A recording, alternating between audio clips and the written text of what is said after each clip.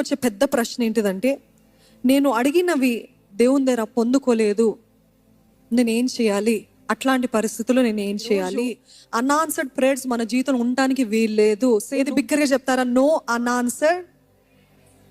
Unanswered prayers in our life. దీన్ని ఎలాగ జయించాలి? ఎందుకు మన జీవితంలో జవాబు రావట్లేదు? ఈరోజు క్రైస్తవులుగా, విశ్వాసులుగా మనము చేయాల్సింది ఏంటి తెలుసా అండి? We have to resign. ఏంటి రిజైన్ చేయాలి?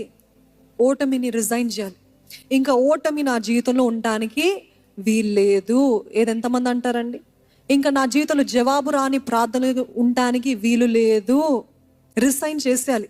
ఈ రోజు మీరు నిశ్చయించుకోవాలి. ఇక్కడ వచ్చిన ప్రతి ఒక్కరు, లైవ్లో చూసిన ప్రతి ఒక్కరు కూడా, దేవుని సన్నిధిలో నేను ఈ రోజు వచ్చాను, దేవుడు నాతోటే మాట్లాడుతున్నాడు, దేవుడు నన్ను దర్శిస్తున్నాడు, అందుకనే ఇది మొదలుకొని నా జీవితంలో జవాబు రాని ప్రార్థనలు ఇంకా ఉండడానికి వీల్లేదు అని నమ్మిన వారు ఉంటే ఆమేన్ అంటారండి.